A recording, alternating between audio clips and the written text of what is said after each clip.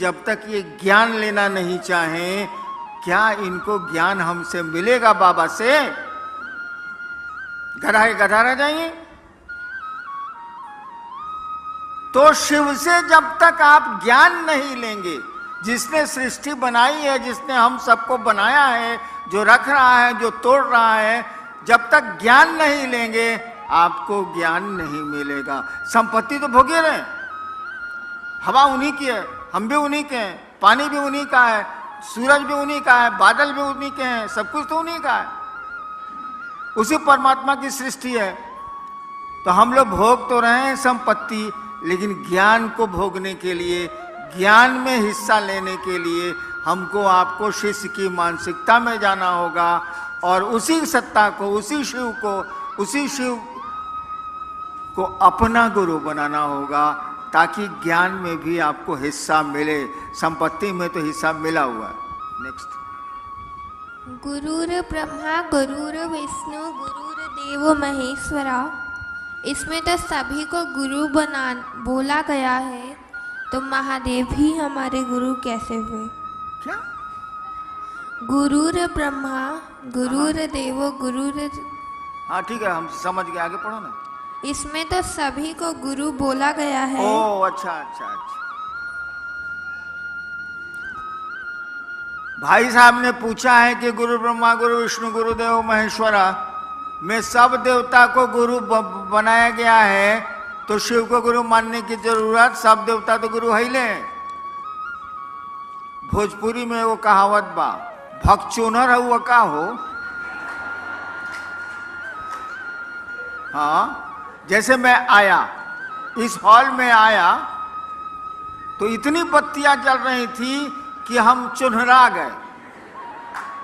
हमने कहा बंद करो, मैंने तेज रोशनी में नहीं सूझना भगचोनर। अरे भैया वो संस्कृत है, उसका अर्थ ठीक से लगाओ ना, उल्टे कर दिया। गुरुर ब्रह्मा यानी गुरु ब्रह्मा है। साला संस्कृत में इसको 0 आया होगा परीक्षा में। गुरुर ब्रह्मा, गुरु ब्रह्मा है। ब्रह्मा माने सृष्टि की को उत्पन्न करने वाली शक्ति, जिसको ब्रह्माणी शक्ति कहते हैं, उसके धारक देवता को ब्रह्मा कहते हैं। यानी गुरु के पास वो पावर है, वो शक्ति है, जिससे वो सृष्टि की उत्पत्ति ईश्वर जो करते हैं वो गुरु के पास भी है। गुरुर विष्णु यानी गुरु विष्णु हैं। वैष्णवी शक्ति जिससे पालन पोषण संसार का होता है, उसके देवता विष्णु कहे जाते हैं। गुरु के पास यह भी पावर है जो विष्णु के पास है। गुरु देवो महेश्वरा, वो जो ईश्वर हैं, जो महेश हैं, चीफ कंट्रोलर हैं। महेश का मानी होता है नियंत्रक, वो भी गुरु को पावर है। यानी नहीं रहेगा तो आज जीव को कैसे उसे बनाएंगे। इसीलिए कहा जाता है गुरु ब्रह्मा है, गुरु विष्णु है, गुरु महेश्वर है, गुरु साक्षात परमात्मा है।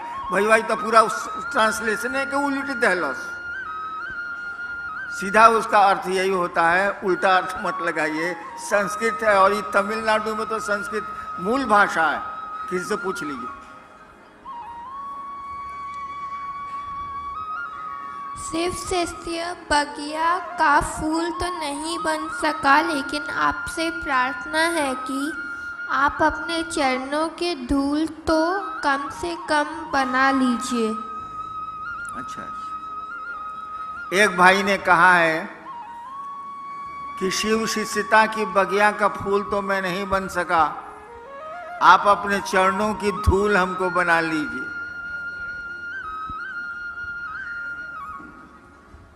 हम तो अपने सारा धूरी हैं,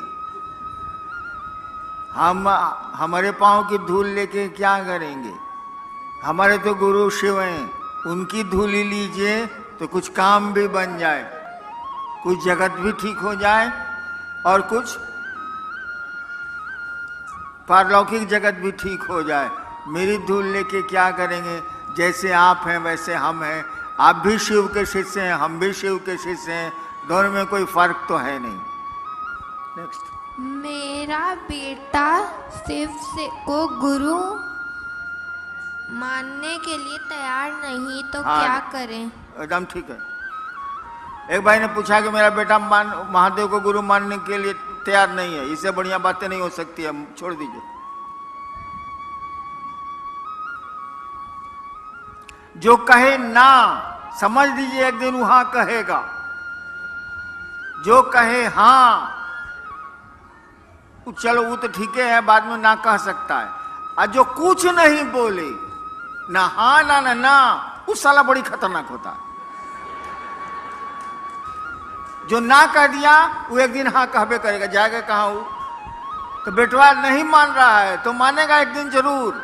अगर बेटवा कुछ नहीं बोलता है, चुप, तो समझ लीजिए सारी डेंजरस, कुछ नहीं करेगा ये। चलिए। शिव गुरु हैं ये समझते हुए भी मन अपना समझता नहीं है, लेकिन मैं अपना समझने के लिए करने की किसी को ज़रूरत नहीं है।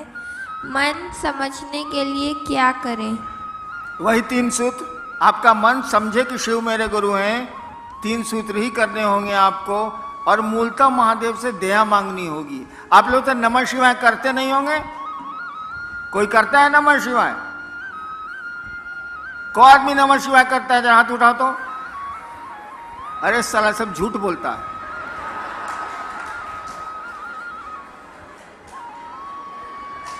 अच्छा एक बात बताओ, जरा शांत हो जाइए भाई साहब। सांस जब भीतर आती है, हर एक आदमी की सांस आती है, सांस जब भीतर आती है तो नमः आया। अपनी गति में, आपको तेज कम नहीं करना है। जैसे सांस चल रही है उसी गति में सांस जब भीतर आई तो नमः आया, सांस जब बाहर गई तो शिवाय गया। इसको रोज कौन कौन 2 बार करता है, 1 बार करता है? कौन करता है? सब करबे करता है। अच्छा गिराइए, धन्यवाद भाई, करते हैं तो। सांस प्रश्वास पर नमः शिवाय करते हुए महादेव को याद करिए। आप 2 मिनट से ज्यादा नहीं टिकिएगा, बाजार में मन चला जाएगा, इधर उधर मन चला जाएगा। नमः शिवाय को आपको टुकड़े टुकड़े में करना है सांस पर। 1 बार किया 5 बार, 11 बार से ज्यादा मत करिए। फिर 2 घंटा के बाद 2 बार कर लिया, फिर 3 घंटा के बाद 1 बार कर लिया। ऐसे ऐसे करके उसको टुकड़े टुकड़े में सांस पर, ऐसे ऐसे सांस मत खींचिएगा प्राणायाम की तरह। जैसे सांस चलती है उसी तरह से नमः आया, शिवाय गया, उल्टा भी मत करिएगा। नमः ही भीतर जाएगा, शिवाय ही बाहर जाएगा, उल्टा मत करिएगा। इसको करिए, करना चाहिए आपको। सोने के पहले जरूर करिए, जागने पर कोशिश करिए कि हो जाए। होता तो नहीं है, साली चाय याद आती है, चाय शिव तो याद आते नहीं है। लेकिन जब भी जहां भी मौका मिले इसको करिए।